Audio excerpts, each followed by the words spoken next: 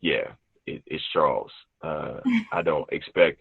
He's always spoken his mind, and it's something that's the quality I appreciate in anybody.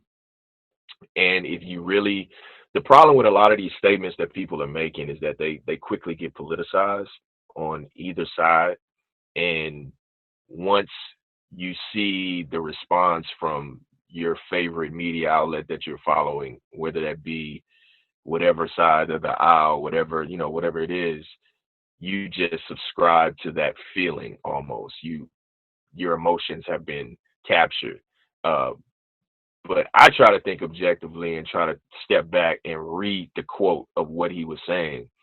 And what I think, and this could have been a misunderstanding or a miscommunication on his part as far as not receiving the information correctly or what was going on.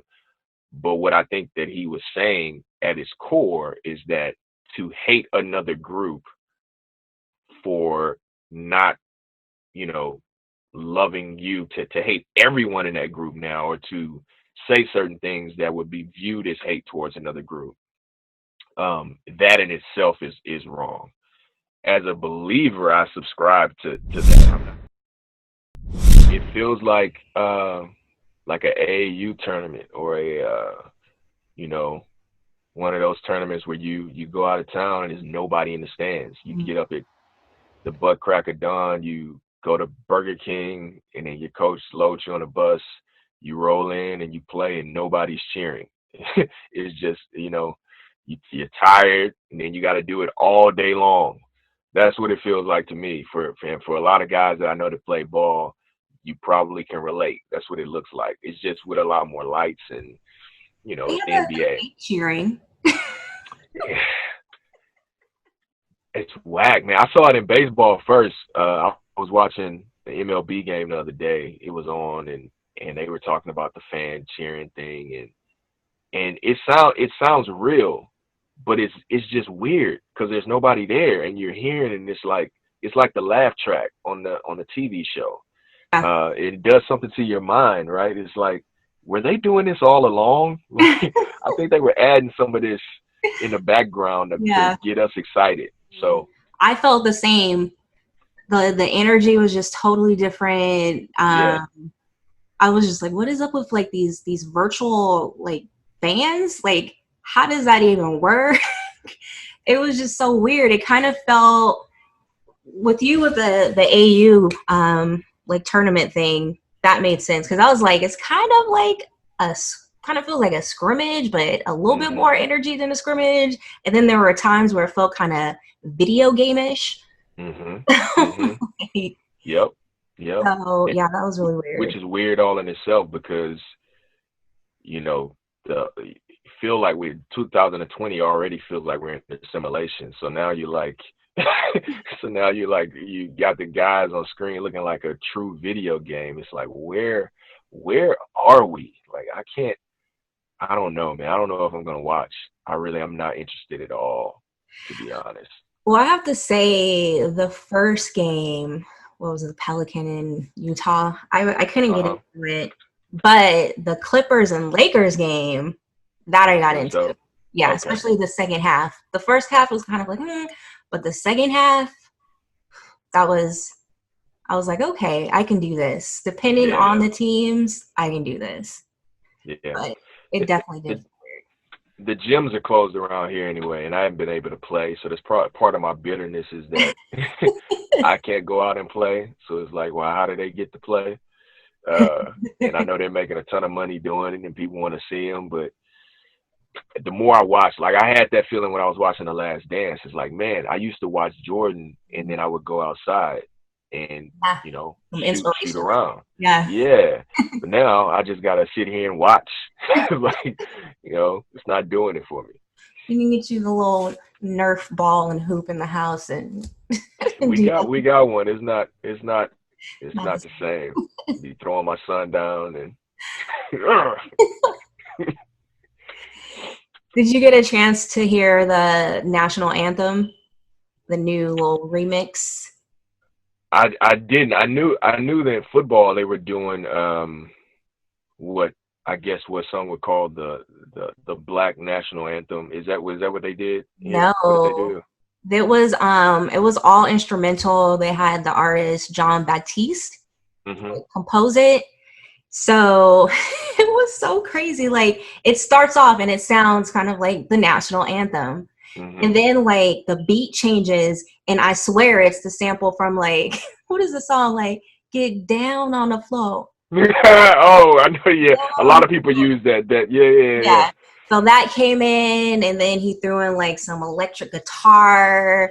It was just he A weaved in a lot. lot of different sounds and I saw like some tweets from from um from non-colored people who Uh-huh. were just like I'm not down with this anthem. Like what Yeah, is yeah, yeah. Yeah. um I didn't know. I didn't hear that. I'm gonna go check that out to see. Yeah, I didn't see that at all. yeah, I definitely checked that out. And everyone was kneeling for the most part. Well, it looked like to me everybody was kneeling the whole time. Yeah. Um, and then did you notice like the jerseys with the statements on them? I knew that they were doing that, but I didn't see who was wearing what. They were tweeting out that this person had decided on this and that person decided on this, but I didn't actually see them. Yeah, it was kind of confusing at first because I didn't know that, and I was like, hey, somebody's last name is Freedom. Okay, and that's a great point. Like there, and you watch basketball, but imagine a person that doesn't really watch and now they're getting into it, or because they were just sports is on, sports is back, or Yeah, even the casual fan that's not on social media like that. It's gonna be super confusing it to is them. confusing, and some of them kept their names. Like, I think Davis, the Lakers, he kept his name on there, Oh, so okay. it is definitely confusing. And then I don't know if you got a chance to hear what Charles Barkley said. I I I remember seeing the clip online and listening, but then I went and read after reading your email. I went back and read an article with quotes of what he said. Um, and yeah, it's Charles. I don't expect.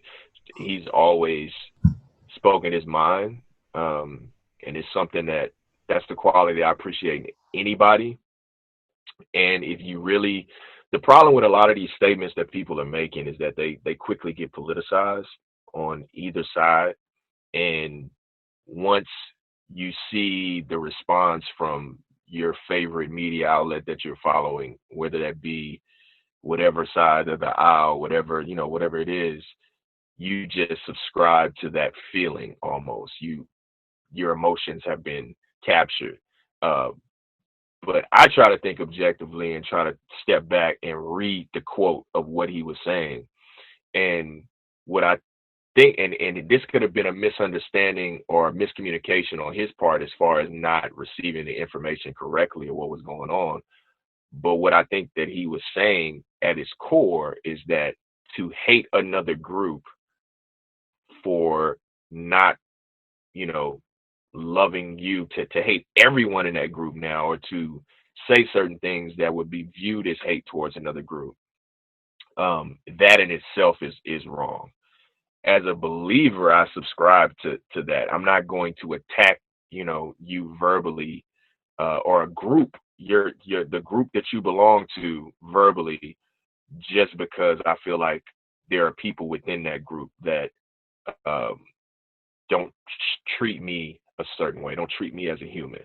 Um, and I hope this coming across the right way, but it's I think it is in its simplest form. That's what he was trying to get across, and the message gets lost because it turns into a binary thing to where it's just this or that, and not looking at the nuance. Like nuance is gone. Nuance left a few years ago, but it's 2020 just it nailed it in the coffin. There is no nuance. There is no conversation. It's just which side are you on? But look, let me give you my no. Which side are you on? Left or right? Up or down? Like whatever. Like which side are you on? That's all people want to know. Yeah, and And if it's you're like, on the bro, wrong side, we're canceling you. exactly. Without an explanation, without a conversation? Can we have a cup of coffee and sit down and talk?